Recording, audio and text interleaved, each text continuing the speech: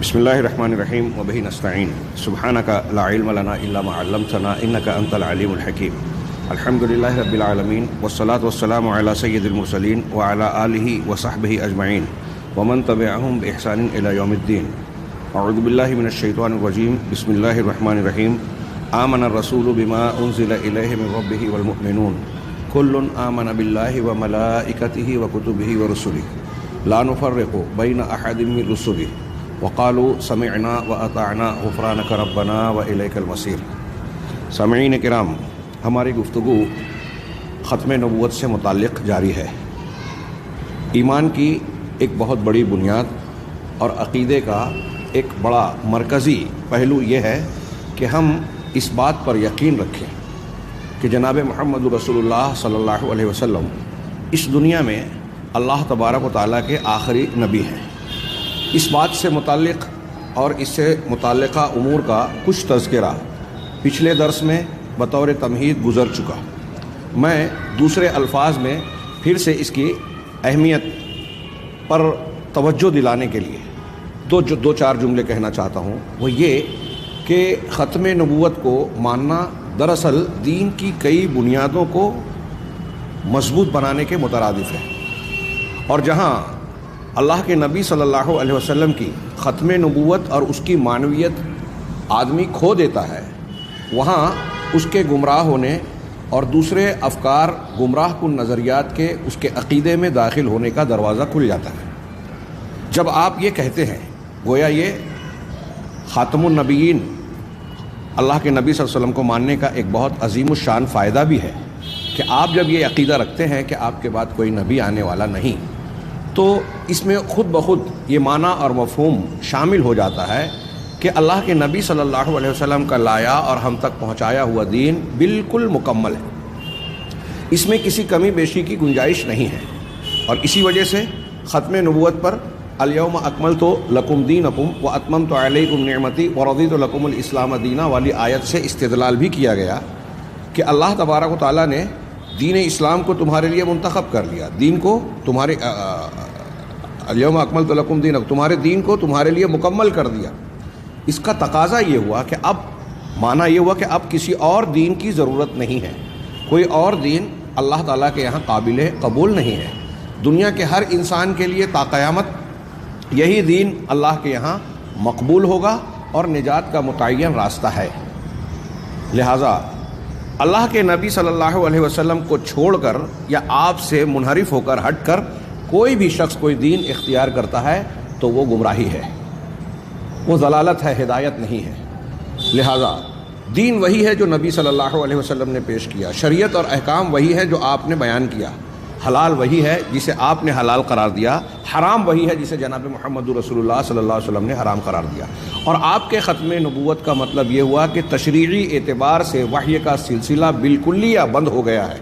اب اگر کوئی شخص آ کر یہ دعویٰ کرتا ہے کہ اسے اللہ کی طرف سے وحی ہوتی ہے، یا اپنے کشف کا بہانہ کر کے، الہامی صلاحیت کا مظاہرہ کر کے، خواب کو دلیل بنا کر، اس قسم کی کسی بات کے ذریعے سے بھی اگر وہ کوئی بات بیان کرتا ہے تو اسے شریعت نہیں مانا جائے گا، کیونکہ نبی کریم صلی اللہ علیہ وسلم پر نبوت ختم ہو گئی، آپ پر دین مکمل ہو گیا۔ اب جو اللہ کے نبی صلی اللہ علیہ وسلم پر نازل شدہ دین تھا، ہے، وہی قیامت تک دین رہے گا، اس میں کسی اضافے کی کوئی گنجائش نہیں ہے۔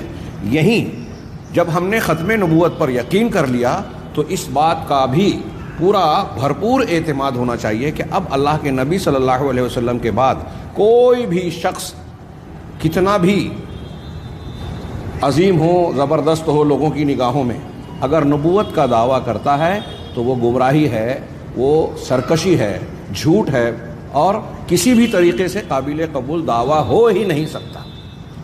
اسی لیے بعض سلف کا یہاں تک قول ہے کہ اللہ کے نبی صلی اللہ علیہ وسلم کے بعد اگر کوئی شخص نبوت کا دعویٰ کرے اور کوئی مسلمان یہ کہے کہ آپ اپنے نبی ہونے کی دلیل یا نشانی پیش کیجئے، تو سمجھنے کے لیے اگر وہ یہ دلیل مانگ رہا ہے تو اس مانگنے کی وجہ سے وہ کافر ہو جائے گا، اس لیے کہ کسی اور کے نبی ہونے کا نشان مانگنا، دلیل مانگنا، اس بات کی دلیل ہے کہ اسے نبی کریم صلی اللہ علیہ وسلم کے آخری نبی اور خاتم النبیین ہونے میں شک ہے۔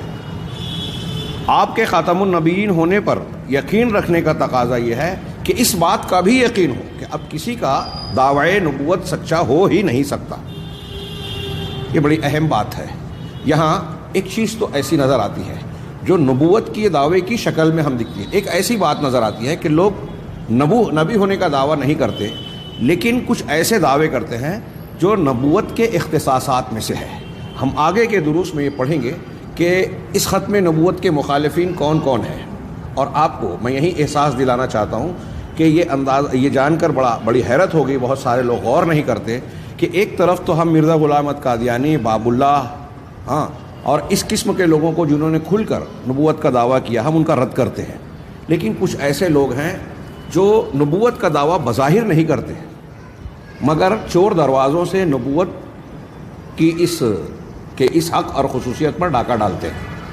ہمارے یہاں اہل تصوف کے یہاں جو اقوال اور عقائد پائے جاتے ہیں، روافظ کے یہاں جو اپنے اماموں کی طرف اللہ کی جانب سے وحی کے نزول کا عقیدہ پایا جاتا ہے، وہ نبوت کے دعوے کے مقابلے میں یہ لفظ واضح طور سے چاہے نہ ہو لیکن واضح طور پر جناب محمد رسول اللہ صلی اللہ علیہ وسلم کے خاتم النبیین ہونے کا انکار ہے۔ ایسے اور بھی کئی چیزیں ہیں جو ہمارے گرد و پیش میں پائے جاتے ہیں، اور ہم اور آپ ہمارے گرد و پیش میں بہت سارے مسلمان ایسی کئی باتوں کو قبول کر لیتے ہیں دین کے نام پر جو بزرگوں کی طرف سے آتی ہیں، پیر صاحب اور مشائخ تصوف سلوک و طریقت کے نام پر جن کے ہاتھوں پر بیعت کرتے ہیں، ان کے حوالے سے کچھ باتیں آتی ہیں کہ ہمارے شیخ کو یہ کشف ہوا، یہ الہام ہوا، اور وہ اپنے کشف اور الہام کی بنیاد پر دین کے عقائد اور اعمال عبادات کی کچھ چیزیں بیان کرتے ہیں اور لوگ اسے دین سمجھتے ہیں۔ تو کیا یہ ختم نبوت کی خلاف ورزی نہیں ہے؟ بالکل سراسر خلاف ہے، چاہے اس کو کوئی مانے یا نہ مانے۔ اگر آپ یا کوئی بھی شخص یہ عقیدہ رکھتا ہے کہ فلاں اور فلاں کو بھی اللہ کی وحی حاصل ہوتی ہے تو وہ گویا ختم نبوت کا انکار کر رہا ہے، یہ عقیدہ رکھ رہا ہے کہ جناب محمد رسول اللہ صلی اللہ علیہ وسلم کے بعد بھی کچھ لوگوں کے پاس اللہ کی وحی کا نزول ہو رہا ہے، شریعت میں کمی بیشی کا سلسلہ جاری ہے، جبکہ یہ بات سراسر قرآن، حدیث، اجماع سلف و خلف اور ہر اعتبار سے آپ غور کریں تو بے شمار دلیلوں کی بنیاد پر یہ بات باطل ہے۔ نبی کریم صلی اللہ علیہ وسلم پر دین مکمل ہو چکا، آپ کے بعد کوئی نبی نہیں ہو سکتا، آپ کے بعد تشریعی اعتبار سے وحی کا کوئی سلسلہ باقی نہیں ہے، ہر قسم کی نبوت ختم ہو گئی۔ ہاں، اس کا ایک حصہ باقی ہے اچھے خواب کی شکل میں، لیکن یہ بات بھی متفق علیہ ہے کہ خواب شریعت میں کسی حکم کے لیے دلیل نہیں بنے گی، اس کی بنیاد پر کوئی حکم ثابت نہیں ہوگا۔ خواب صرف مسلمان کے لیے ایک خوشخبری کی حیثیت رکھتی ہے جو سچے اور اچھے خواب ہوں، لیکن چونکہ یہ بھی ایک سوال ہے کہ کیا واقعی سچا اور اچھا خواب ہر کس و ناکس کو دکھائی دے سکتا ہے، یا ہر خواب دیکھنے والا یہ دعویٰ کر سکتا ہے کہ اس نے جو دیکھا ہے وہ سچا اور اچھا ہی ہے؟ چونکہ یہ کوئی مضبوط بنیاد کی پر یہ بات نہیں کہی جا سکتی، اس لیے اور بھی یہ بات پختہ ہو جاتی ہے کہ خواب کی بنیاد پر شریعت میں کوئی چیز ثابت نہیں ہو سکتی، اور اس پر اہل سنت والجماعت کے علماء سلف و خلف کا، معتبر علماء کا اتفاق ہے۔ آگے ہم بڑھتے ہیں، گفتگو پچھلے درس میں جہاں ختم ہوئی تھی کہ ہم نبی کریم صلی اللہ علیہ وسلم کے ختم نبوت، خاتم النبیین ہونے کی کچھ دلیلوں پر نگاہ ڈال رہے تھے۔ قرآن کی 2 دلیلیں جانی تھی، 2-3 حدیثیں پڑھی تھیں۔ آگے ہم بڑھتے ہیں، اللہ کے نبی صلی اللہ علیہ وسلم کی ایک حدیث صحیح مسلم اور بعض دیگر ترمذی وغیرہ میں ایک روایت متعدد طرق سے مروی ہے۔ حضرت ابو ہریرہ رضی اللہ تعالیٰ عنہ کہتے ہیں کہ نبی کریم صلی اللہ علیہ وسلم کا ارشاد ہے، فضلت علی الانبیاء بست، میں انبیاء پر 6 چیزوں کے ذریعے سے فضیلت دیا گیا ہوں۔ میں نے یہ کہا کہ اللہ کے نبی صلی اللہ علیہ وسلم کے خصائص پر ہم خصوصی 1 یا 2 درس میں گفتگو کریں گے، یہ بھی آپ کی خصوصیات میں سے ہے اور آپ کی ایک بڑی نمایاں خصوصیت ہے آپ کا خاتم النبیین ہونا۔ اس حدیث میں 6 چیزوں کو بیان کیا گیا ہے۔ اس کا یہ مطلب نہیں ہے کہ آپ کی خصوصیت صرف یہ 6 ہی ہے، خصوصیات اور خصائص میں سے، امتیازی نشانات میں سے جو بہت سارے ہیں، ان 6 کو خصوصی طور پر ذکر کیا ہے اس حدیث میں۔ چنانچہ آپ نے فرمایا، فضلت علی الانبیاء بست، انبیاء کرام پر مجھے 6 چیزوں کے ذریعے سے فضیلت بخشی گئی۔ وہ کیا ہیں؟ اعطیت جوامع الکلم، مجھے جوامع الکلم دیے گئے ہیں۔ جوامع الکلم کا مطلب ہوتا ہے کلمات جامعہ، وہ کلمات جو الفاظ میں کم ہو لیکن معنی اور مطلب کے اعتبار سے بہت ہی زرخیز اور وسیع ہو، جس کو ہم ادبی زبان میں کہتے ہیں کہ سمندر کو کوزے میں بند کر دینا۔ ہاں، تو اللہ کے نبی صلی اللہ علیہ وسلم نے ایک چھوٹی سی ایک یا دو جملے کی جو حدیث میں الفاظ کے طور پر بیان فرمائے ہیں، ایک ایک جملہ کئی کئی کتابوں کو اپنے اندر سمیٹے ہوئے ہوتا ہے، اسی کو کہتے ہیں کلمات جامعہ، جامع کلمات، اور عربی میں اس کو کہا گیا اضافت توصیفی کے اعتبار سے جوامع الکلم، جو اصل میں الکلم الجوامع تھا۔ تو جوامع الکلم آپ کو دیا گیا۔ وَنُصِرْتُ بِالرُّعْبِ، اور مجھے رعب اور خوف کے ذریعے سے میری مدد کی گئی ہے۔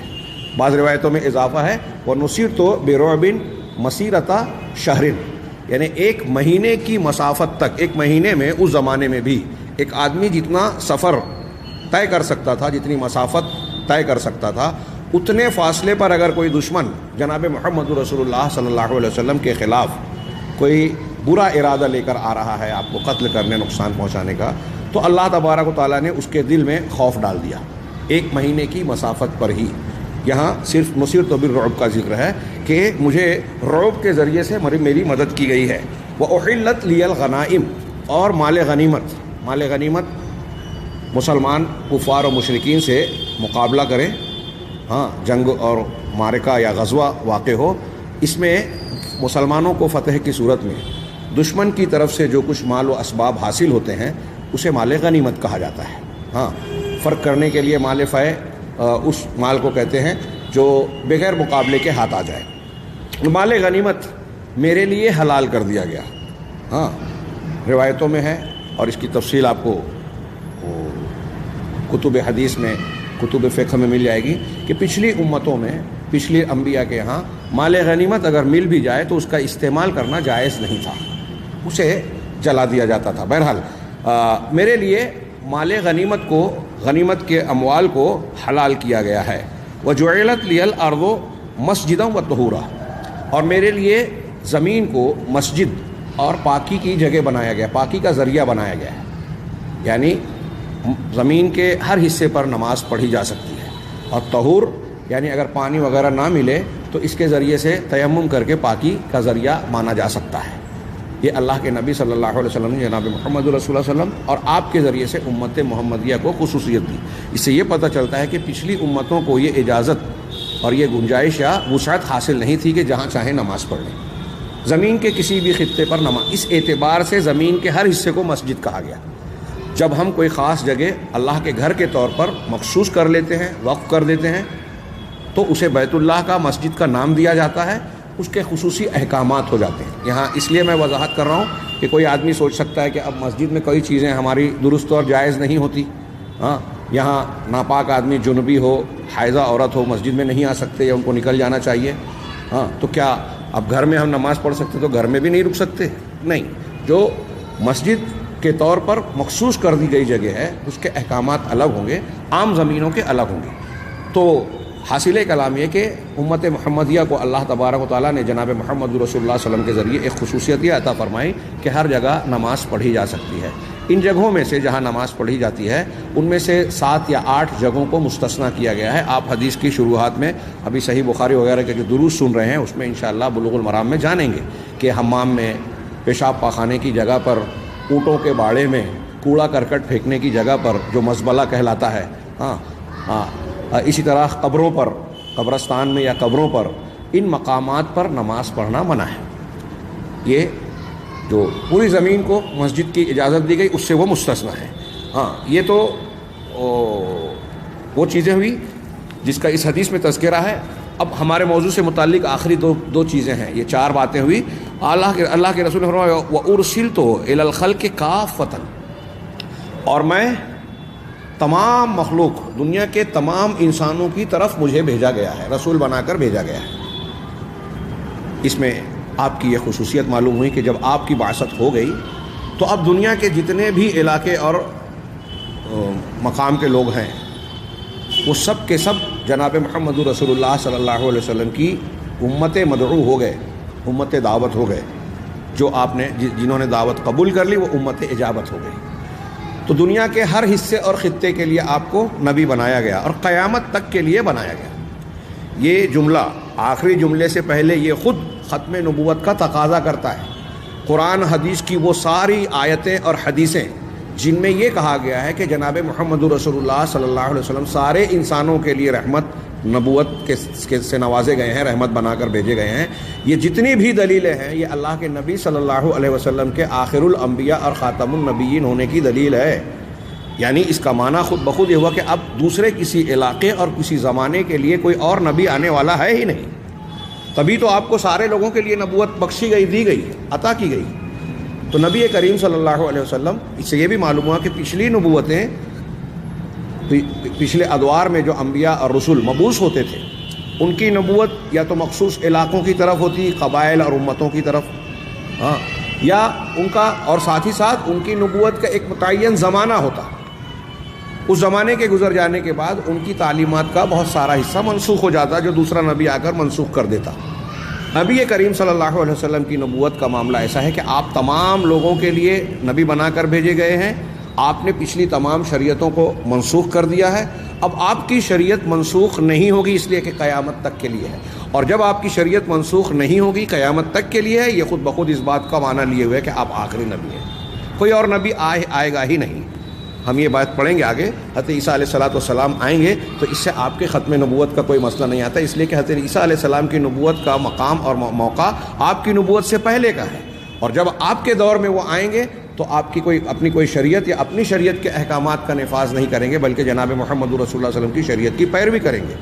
تو کوئی نبی اس معنی میں نہیں آئے گا نیا کہ اس کی نئی نبوت ہو اور نئی شریعت ہو.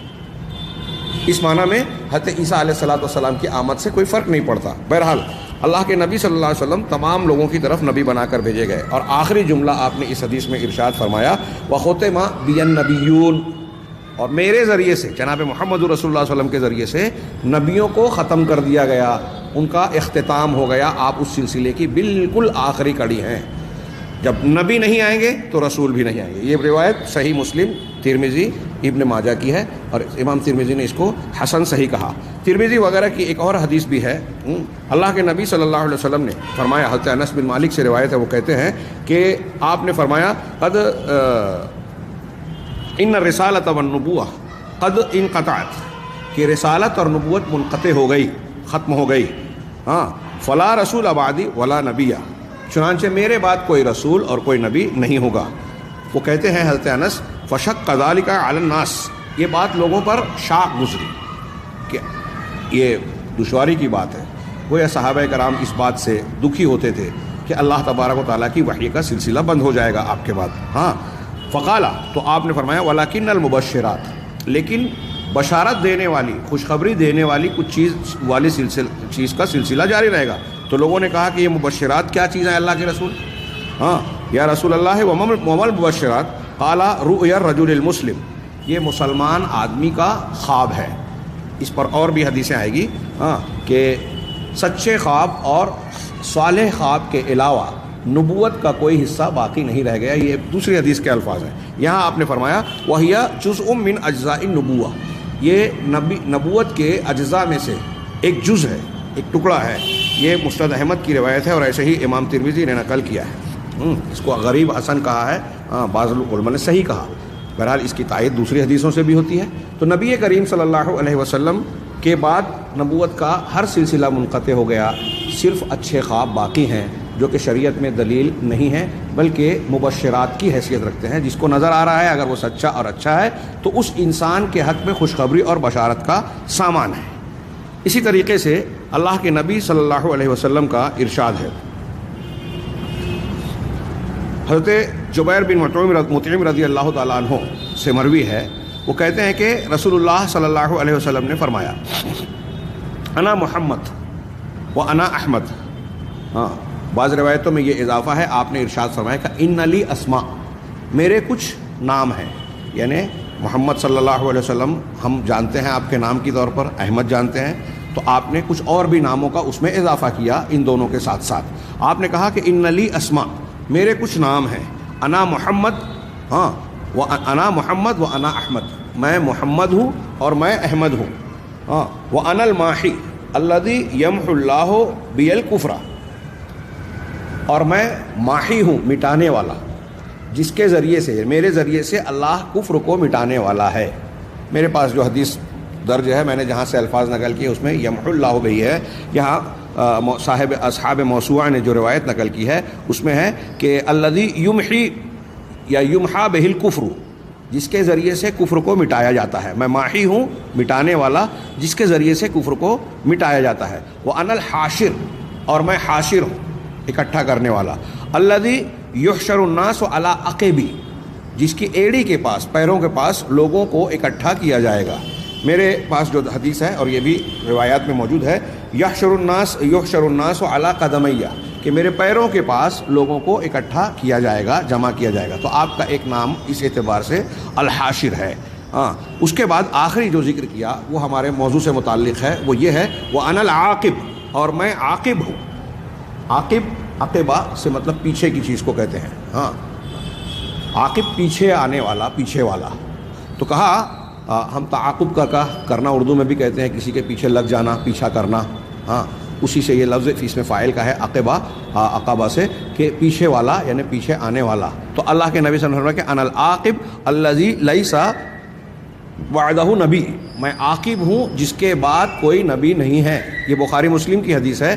صحیح مسلم کی ایک حدیث میں یہ آخری والا جملہ اس طرح سے بھی ہے کہ وَأَنَا الْعَاقِبُ الَّذِي لَيْسَ بَعْدَهُ أَحَدٌ، میں عاقب ہوں جس کے بعد کوئی نہیں ہے، یعنی کوئی اور نبی آنے والا نہیں ہے۔ اللہ کے نبی صلی اللہ علیہ وسلم کے ناموں میں سے ایک نام یہ مقرر ہے کہ آپ عاقب ہیں۔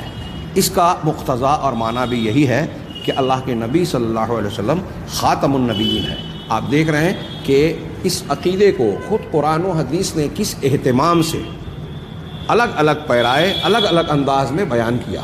قرآن حدیث کا اتنا زیادہ اس معاملے کو بیان کرنا، یہ خود اس کی اہمیت پر دلالت کرتا ہے، اس کی افادیت پر دلالت کرتا ہے کہ یہ ایک مومن بندے کے لیے ایسا ماننا کہ اللہ کے نبی صلی اللہ علیہ وسلم آخری پیغمبر اور نبی ہیں، آپ کے بعد کسی قسم کی کوئی نبوت باقی نہیں رہی، یہ کتنا اہم عقیدہ ہے، کتنی ضروری بات ہے۔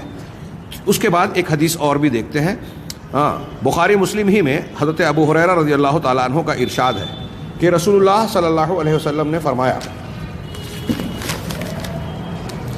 اللہ کے نبی صلی اللہ علیہ وسلم نے فرمایا کہ کانت بنو اسرائیل تسوسہم الانبیاء، کہ بنی اسرائیل کا معاملہ ایسا تھا کہ ان کے معاملات کی نگرانی اور سیاست، یہ ساسا یسوس ہو، سیاست کرنا یعنی انتظام و انصرام کرنا، معاملات کے انتظامات کی بندوبست کی دیکھ بھال کرنا، یہ معنی اور مفہوم آتا ہے۔ آج ہمارے ہاں سیاست کا نام لیا جاتا ہے، اور لوگ جب کہتے ہیں کہ تم کو سیاست نہیں آتی تو اس کا مطلب یہ ہوتا ہے کہ چھل دینا، دھوکہ دینا، جھوٹ بولنا، فریب کرنا، اپنے مقاصد اور مفادات کو حاصل کرنے کے لیے الٹی سیدھی حرکتوں کو بھی جائز بنا لینا، اس کو لوگ سیاست کہتے ہیں۔ یہ سیاست نہیں ہے، یہ شرارت ہے۔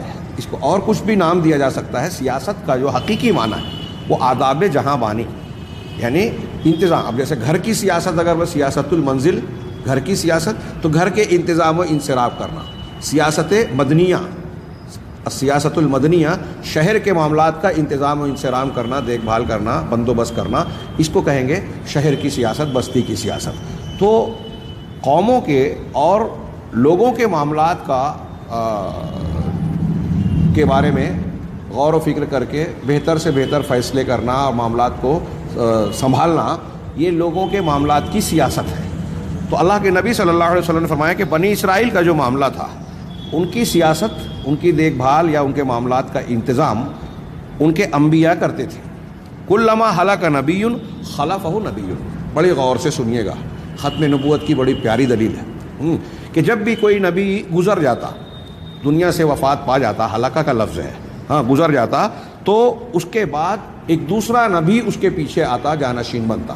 ایک نبی گزرا، اب لوگوں میں گمراہی آئی، بگاڑ پیدا ہوا، دینی اعتبار سے ان کو رہبری اور رہنمائی کی ضرورت پیش آئی، تو اللہ تبارک و تعالیٰ نے ایک نیا نبی بھیج دیا۔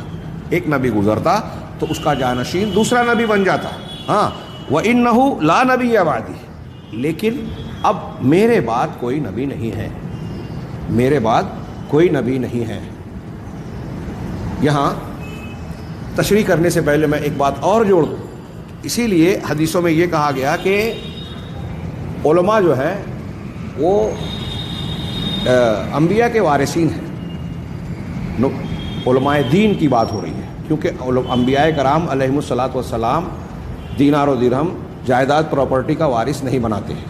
ان کی وراثت علم کی ہوتی ہے، اور اس وراثت علمیہ کو سنبھالنے والے امت میں علماء امت ہوتے ہیں. امت محمدیہ کو وہ روایت صحیح نہیں ہے کہ علماء انبیاء کے ورثہ ہیں، لیکن معنوی اعتبار سے دیکھیے تو یہ جو کہا گیا کہ کیا ہے وہ ایک دوسری روایت کے الفاظ یہ علماء انبیاء کے ورثہ ہیں، یہ تو صحیح ہے. وہ جو روایت کہا گیا کہ علماء و امتی کا انبیاء بنی اسرائیل، یہ روایت صحیح نہیں ہے. میرے امت کے علماء بنی اسرائیل کے انبیاء کی طرح، یہ روایت صحیح نہیں ہے.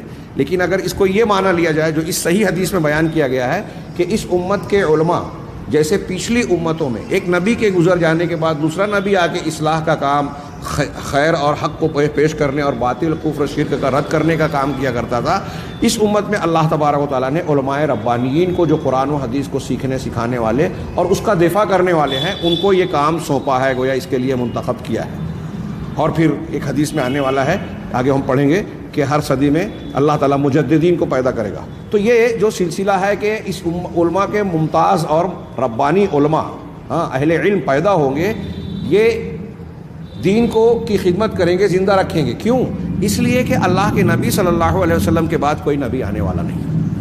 پہلے یہ ہوتا تھا، جیسا کہ بخاری اور مسلم کی یہ حدیث ابھی ہم نے پڑھی، کہ ہر نبی جو آتا ہے کیا نام ہے ایک نبی کے گزر جانے کے بعد دوسرا نبی آ کر اس کا کام سنبھالتا تھا، سلسلہ جاری رکھتا تھا. لیکن اب میرے بعد کوئی نبی نہیں ہے. اس حدیث کے ضمن میں علامہ احسان الہی ظہیر رحمہ اللہ نے اپنی کتاب القادیانیہ، قادیانیت کا جو چچا چھٹا کھلا ہے، اس میں ایک جگہ پر اس حدیث کو پیش کرنے کے بعد علامہ کہتے ہیں، ان کی عربی عبارت ہے فَهَذَا الْحَدِيثُ يَدُلُّ دَلَالَةً وَاضِحَةً عَلَىٰ أَنَّ مَعْنَى النَّبِيِّينَ نُبُوَّةٌ عَامَّةٌ. یہ حدیث واضح دلالت کرتی ہے کہ یہاں نبیین کا جو معنی استعمال کیا گیا، نبوت کے لیے جو لفظ استعمال کیا گیا ہے، اس سے عام نبوت مراد ہے، عمومی نبوت، سواء كانت تشریعیہ او غیر تشریعیت، چاہے وہ نبوت تشریعی ہو یا غیر تشریعی ہو. مطلب یہ کہ یہ میں اس لیے یہ بات اچھی طرح سمجھیں کہ یہ قادیانی یا دوسرے لوگ اس فرق کو پیش کرنے کے بعد نقطہ آرائی اور تعویل کر کے یہ کہتے ہیں کہ غیر تشریعی نبوت کا سلسلہ جاری ہے، تشریعی نبوت ختم ہو گئی. علامہ احسان الہی ظہیر کہہ رہے ہیں کہ انبیاء بنی اسرائیل کا سلسلہ یہ تھا کہ ایک نبی جاتا دوسرا آتا، اب وہ نہیں ہوگا. تو اس میں یہ بات معلوم ہو رہی ہے کہ وہ چاہے تشریعی نبی ہو یا غیر تشریعی نبی ہو، ہر قسم کی نبوت کا سلسلہ ختم ہو گیا. اس لیے کہ مصطفیٰ صلی اللہ علیہ وسلم نے اس حدیث میں دو باتیں بیان کی ہیں، دو باتیں ذکر کی ہیں. ایک بات تو یہ بیان کی ہے کہ بنی اسرائیل کے انبیاء ان کے معاملات کی سیاست اور انتظام کرتے تھے. جب ایک نبی گزرتا تو دوسرا اس کا کام سنبھالتا، دوسرا مبعوث ہوتا تھا. لیکن اللہ کے نبی صلی اللہ علیہ وسلم نے یہاں یہ نہیں کہا کہ یہ بنی اسرائیل کے وہ انبیاء تھے جو مستقل شریعت والے اصحاب تھے. اس میں شریعت والے اور غیر شریعت والوں کا فرق نہیں کیا. یہاں تک کہ تو کہا کہ کسی نے بھی، کوئی بھی شخص یہ نہیں کہتا کہ بنی اسرائیل کے جتنے انبیاء کرام علیہ الصلاۃ والسلام تھے وہ سب صاحب اصحاب شریعت تھے، تشریعی احکامات کو بیان کرنے والے تھے. ایسا کوئی بھی نہیں مانتا. بہت پیارا استدلال ہے، غور کیجئے کہ کوئی عالم یہ نہیں کہتا کہ بنی اسرائیل میں جتنے انبیاء آئے سارے انبیاء شریعت والے تھے، سب کو شریعتیں دی گئی، نئی احکامات دیے گئے. کوئی ایسا نہیں کہتا. کچھ شریعت والے بھی تھے، کچھ بے شریعت والے بھی تھے. اب اللہ کے نبی صلی اللہ علیہ وسلم کہہ رہے ہیں کہ بنی اسرائیل میں یہ سلسلہ قائم تھا، اب وہ سلسلہ ختم ہو گیا. مطلب جو شریعت والے انبیاء تھے، جو غیر شریعت والے انبیاء تھے، سارے لوگوں کا سلسلہ بند ہو گیا. اس حدیث سے ثابت ہوا. تو کوئی بھی انسان یہ نہیں کہتا، کوئی عالم یہ نہیں کہتا کہ بنی اسرائیل کے جتنے بھی انبیاء تھے اس میں سے ہر نبی مستقل شریعت والا نبی تھا. یہاں تک کہ خود قادیانیت بھی نے بھی یہ بات نہیں کہی ہے. ثم قادیانیت بھی اس بات کی قائل نہیں ہے. یعنی قادیانی لوگ بھی یہ نہیں مانتے کہ بنی اسرائیل کے سارے انبیاء شریعت والے انبیاء تھے.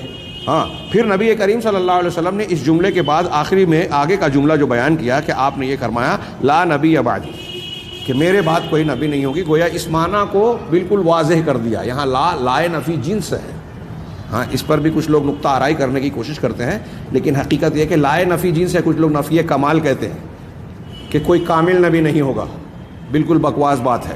ہاں جیسے ہم کہتے ہیں لا الہ الا اللہ، اللہ کے سوا کوئی معبود برحق نہیں۔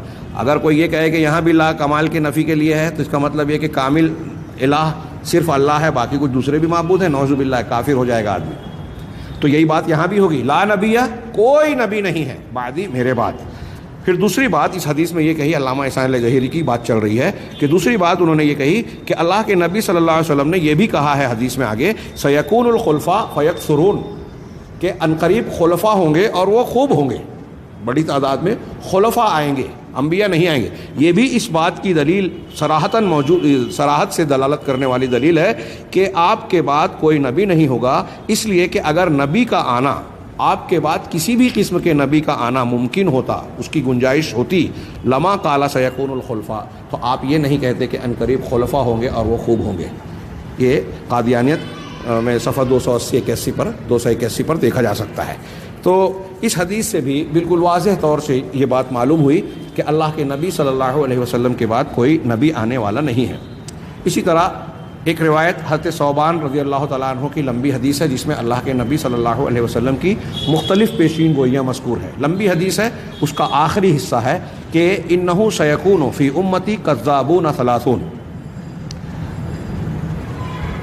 انہ سیکون فی امتی کذابون ثلاثون، کہ عنقریب میری امت میں 30 بہت جھوٹے لوگ ہوں گے، کذابون بہت جھوٹے، ثلاثون 30 کی تعداد ہوگی، کلہم یزعم انہ نبی، ان میں کا ہر شخص یہ گمان کرے گا، زعما یزعم کا معنی گمان کرنا بھی ہوتا ہے اور دعویٰ کرنا بھی ہوتا ہے، بے بنیاد دعویٰ۔ تو ان میں کا ہر شخص یہ دعویٰ کرے گا کہ انہ نبی، کہ وہ نبی ہیں، ہاں وہ نبی ہے، وَأَنَا خَاتَمُ النَّبِيِّينَ لَا نَبِيَّ بَعْدِي، اور میں خاتم النبیین ہوں، میرے بعد کوئی نبی نہیں ہو سکتا، کوئی نبی نہیں ہوگا۔ علامہ احسان الظہیر نے بھی اس سے ملتی جلتی اس حدیث کا تذکرہ کیا۔ وہ کہتے ہیں کہ اللہ کے رسول صلی اللہ علیہ وسلم کا فرمان ہے، سیکون فی امتی کذابون ثلاثون کلہم یزعم انہ نبی اللہ وانا خاتم النبیین لا نبی بعدی۔ یہاں تک ہم نے پڑھا۔ آگے وہ کہتے ہیں کہ اور ایک روایت میں یہ ہے، ایک دوسری روایت میں، انہی روایتوں کے الفاظ میں یہ ہے، لا تقوم الساعۃ حتی یخرج ثلاثون دجالون، کہ قیامت قائم نہیں ہوگی یہاں تک کہ 30 دجال سے مبالغے کا صیغہ دجال، فعال کے وزن پر اس کی جمع دجالون، تو خوب فریب دینے والے، دجل و فریب، دھوکہ دینے والے، ہاں تو خوب بڑے بڑے دھوکہ دینے والے ہوں گے 30 کی تعداد میں۔ یزعم، ہر ایک یہ گمان کرے گا، انہ رسول اللہ، کہ وہ اللہ کا رسول اور پیغمبر ہے۔ آپ نے فرمایا فانا خاتم النبیین لا نبی بعدی، چنانچہ میں خاتم النبیین ہوں، میرے بعد کوئی بھی نبی آنے والا نہیں ہے۔ یہ سنن ابو داؤد اور ترمذی وغیرہ میں یہ روایت موجود ہے۔ علامہ البانی رحمہ اللہ نے اس کو صحیح کہا ہے، اسی طریقے سے امام ترمذی نے بھی صحیح کہا ہے، اور دوسرے علماء نے بھی اس کی صحت کو درج کیا ہے۔ ہاں علامہ احسان الظہیر نے اس کو اس دلیل پر پیش کیا۔ یہاں میں یہ کہنا چاہتا ہوں کہ یہ حدیث بالکل واضح اور صاف طور پر دلالت کرتی ہے کہ اللہ کے نبی صلی اللہ علیہ وسلم اس دنیا میں ہر اعتبار سے آخری نبی ہیں۔ آپ کے بعد کوئی ایسا نبی مبعوث ہو ہی نہیں سکتا جو صاحب شریعت ہو، جس پر وحی کا نزول ہو، جس کی بنیاد پر ہم دین میں کوئی حکم کو ثابت یا رد مانیں۔ چنانچہ یہیں یہ بھی واضح ہو جاتا ہے، اسی حدیث میں یہ بھی واضح ہو جاتا ہے کہ جب نبی صادق، سچے نبی نے جھوٹے نبیوں کے بارے میں بیان کر دیا، سچا نبی جناب محمد رسول اللہ صلی اللہ علیہ وسلم ہم کو، آپ کو یہ اس حدیث میں بیان کر رہے ہیں کہ میری امت میں ایسے 30 لوگ بہت جھوٹ بولنے والے اور فریب دینے والے پیدا ہوں گے۔ یعنی آپ یہ بتا رہے ہیں کہ بہت سارے جھوٹے نبی پیدا ہونے والے ہیں، ہوں گے، دعویٰ کریں گے۔ یہ اللہ کی طرف سے آپ خبر دے رہے ہیں، پیشین گوئی کر رہے ہیں۔ قیامت تک کے مسائل کا حل ہم اسی لیے مانتے ہیں، قرآن و حدیث میں موجود ہے کہ آپ نے قیامت تک کے آنے والے فتنوں، پریشانیوں، مصیبتوں کو بھی ذکر کر دیا اور اس سے بچنے سے آگاہ کر دیا، طریقہ بھی بتا دیا۔ تو یہاں ایک مصیبت اور فتنے کا ذکر کر رہے ہیں اللہ کے نبی صلی اللہ علیہ وسلم کہ 30 جھوٹے نبی پیدا ہوں گے، دجال کذاب پیدا ہوں گے۔ اب اللہ کے نبی صلی اللہ علیہ وسلم جو سچے رسول ہیں، اللہ کی طرف سے اپنی امت کو یہ بتا رہے ہیں کہ جھوٹے مدعیان نبوت پیدا ہوں گے۔ اگر بالفرض اس بات کا احتمال یا گنجائش ہوتی کہ کوئی سچا نبی بھی آنے والا ہے، تو جہاں آپ یہ بتا رہے ہیں کہ کچھ جھوٹے پیدا ہوں گے، وہیں آپ یہ بھی وضاحت کر دیتے کہ ہاں فلاں فلاں ایسا ایک آدمی یا ایک سچا رسول بھی پیدا ہوگا۔ جب آپ نے جھوٹوں کی وضاحت کی تو سچوں کی وضاحت اور زیادہ ضروری تھی۔ یہ موقع کا تقاضا تھا، اقتضا تھا کہ آپ حقانیت کو، سچائی کو کھول کر بیان کر دیں، تاکہ کوئی بعد میں اس حدیث کی بنیاد پر سارے نبیوں کو اگر کوئی سچا آنے والا ہوتا تو اس کو بھی نہ جھٹلا دیں۔ اللہ کے نبی صلی اللہ علیہ وسلم نے جھوٹوں کا تو تذکرہ کیا، لیکن یہ نہیں کہا کہ کوئی ایک آدھ سچا بھی آنے والا ہے کسی بھی قسم کا، بلکہ اپنی اس بات کو مزید مضبوط اور واضح کرنے کے لیے آخری جملہ یہ بھی کہہ دیا کہ میں خاتم النبیین ہوں اور میرے بعد کوئی نبی نہیں ہے، کسی کی نبوت کی کوئی گنجائش ہے ہی نہیں۔ آپ نے یہاں محل استدلال کو میں آسان اور مختصر انداز میں پھر سے دہراؤں کہ اس حدیث سے یہ معلوم ہوا کہ نبی کریم صلی اللہ علیہ وسلم یعنی سچے رسول نے جھوٹے نبیوں کے آنے کی پیشین گوئی کی، لوگوں کو آگاہ کیا۔ تو آپ نے جھوٹوں کے آنے کا تو ذکر کیا، مگر آپ نے کسی سچے نبی کے آنے کی کوئی خبر نہیں دی۔ اگر سچے کے آنے کی کوئی بھی گنجائش باقی ہوتی تو اسی موقع پر آپ اسے بھی بیان کرتے، کیونکہ یہ اس وقت کے بیان کا تقاضا تھا کہ جب آپ جھوٹوں کا ذکر کر رہے ہیں تو ساتھ ساتھ سچے کو ان جھوٹوں سے الگ کر دیں۔ لیکن آپ نے کسی کو مستثنیٰ نہیں کیا، کسی بھی قسم کی نبوت کے لیے گنجائش کا ذکر نہیں کیا، بلکہ صاف صاف کہہ دیا کہ لا نبی بعدی، میرے بعد کوئی نبی ہوگا ہی نہیں۔ یہ اس بات کی بالکل واضح دلیل، دین کے اجالے سے بھی زیادہ روشن دلیل ہے کہ جناب محمد رسول اللہ صلی اللہ علیہ وسلم کے بعد کوئی نبی آ ہی نہیں سکتا۔ یہاں آخر میں ان کے اعتراضات مجھے یاد رہیں یا نہ رہیں، میں ذکر کر دوں کہ اس حدیث کی روشنی میں یہ قادیانی یا جھوٹی نبوت کے مدعیان اور ان کے ماننے والے کچھ چور دروازے کھولنے کی کوشش کرتے ہیں، تو مسلمانوں کو دھوکہ دینے کے لیے یہ بھی سمجھاتے ہیں، جیسا کہ کچھ لوگوں نے یہ کہا، مرزا غلام احمد قادیانی نے بھی کہا، علامہ احسان علیہ ظہیر نے اور دوسرے علماء نے ذکر کیا ہے اس کے دعوے کو قادیانیوں کے، کہ بھائی مسلمان علماء میں سے بہت سارے لوگوں نے یہ بات بیان کر دی کہ تاریخ میں نبوت کا جھوٹا دعویٰ کرنے والے لوگ 30 سے زیادہ گزر چکے۔ تو وہ کہنا یہ چاہتے ہیں کہ اللہ کے نبی صلی اللہ علیہ وسلم نے اس حدیث میں یہ کہا کہ 30 جھوٹے دعوے دار پیدا ہوں گے، تو 30 تو چلے گئے آ کر، اب مرزا صاحب 30 کے باہر کے ہیں۔ یہ قادیانی لوگ کہتے ہیں، جو اپنے آپ کو احمدی کہتے ہیں، ہم احمدی نہیں قادیانی ہی کہیں گے۔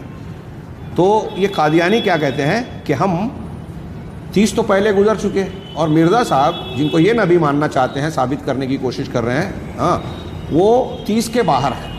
علامہ احسان علیہ ظہیر ہی کا میں جواب نقل کروں پہلا، کہ بڑا خوبصورت اور پیارا استدلال کیا کہ نواب صدیق حسن خان بھوپالی نے جو اقتراب الساعہ اور قیامت کی پیشین گوئیوں کے متعلق جو کتاب لکھی ہے اپنی، اس میں تاریخ کے مختلف ادوار میں نبوت کے دعویٰ کرنے والے لوگوں کا تذکرہ کیا ہے، مسیلمہ کذاب، اسود انسی، شجاع وغیرہ وغیرہ۔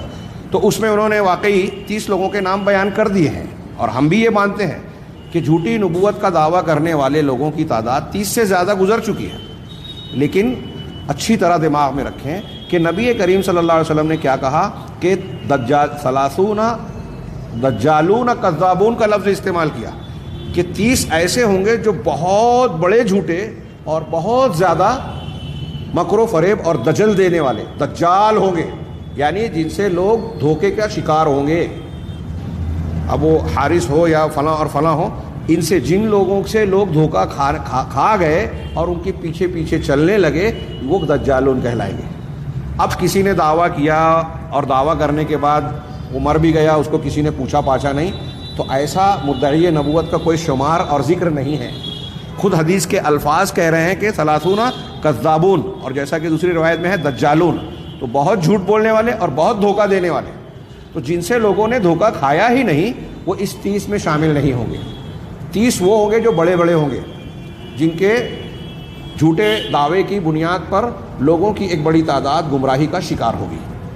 اور اس 30 میں ہم کو مرزا غلام احمد قادیانی بھی نظر آتا ہے کہ یہ ایسا دجال ہے کہ لوگ بہت بڑی تعداد، آج پوری قادیانی امت جو انگریزوں کی فریب دہی کا اور سازش کا شکار ہو کے ایک نبوت کو گڑھنے والی تھی، اس پر ایمان لے آئی اور اس کو مانے جا رہی ہے اندھی بہری ہو کر، واضح اور روشن دلیلوں کا انکار کر کے، اپنے مزعوم نبی کے بارے میں جھوٹ کے واضح دلائل موجود ہونے اور جناب محمد رسول اللہ صلی اللہ علیہ وسلم کے خاتم النبیین ہونے کے انتہائی روشن دلیلوں کے باوجود یہ حقیقت کو قبول کرنے کے لیے تیار نہیں ہے۔ تو میں عرض یہ کرنا چاہ رہا ہوں کہ اس سے یہ ثابت ہوتا ہے کہ کوئی نبی اللہ کے نبی صلی اللہ علیہ وسلم کے بعد نہیں آ سکتا، اور پھر اتنا ہی نہیں بلکہ اس سے یہ بھی ثابت ہوا کہ اللہ کے نبی صلی اللہ علیہ وسلم نے امت کو یہ بھی بتا دیا کہ بہت سارے جھوٹے مدعیان نبوت پیدا ہوں گے۔ یہ آپ کی شفقت اور رحمت ہے کہ آپ نے کوئی مسئلہ، کوئی گوشہ جو امت کی تعلیم، خیر بتانے اور شر کے راستوں سے بچانے کے لیے ضروری تھا، کوئی چیز آپ نے چھوڑی نہیں۔ یہ اللہ تبارک و تعالیٰ کے علیم و خبیر ہونے کی بھی دلیل ہے کہ اللہ کے نبی صلی اللہ علیہ وسلم جو 1400 سال پہلے اس دنیا میں آئے تھے، ایسا جامع دین دیا کہ آج ہمارے لیے اتنا ہی تازہ ہے، قیامت تک کے لیے ویسا ہی تازہ رہنے والا ہے، جس سے جو اس بات کی دلیل ہے کہ آپ خاتم النبیین، آپ اس دین اور شریعت کا ہمیشہ تازہ رہنا بھی اس بات کی دلیل ہے کہ اب کسی نئے نبی کی ضرورت نہیں ہے، نئی شریعت اور نئی کتاب، آسمانی کتاب کی ضرورت نہیں ہے۔ یہ آج کے درس میں ہم نے چند دلیلیں جانی، اگلے درس میں انشاءاللہ ہم مزید کچھ دلائل پر روشنی ڈالیں گے، پر نگاہ ڈالیں گے۔ اللہ تبارک تعالی ہمیں سچائی کا حامل اور اس کا سپاہی بنائے۔ وآخر دعوانا الحمدللہ رب العالمین۔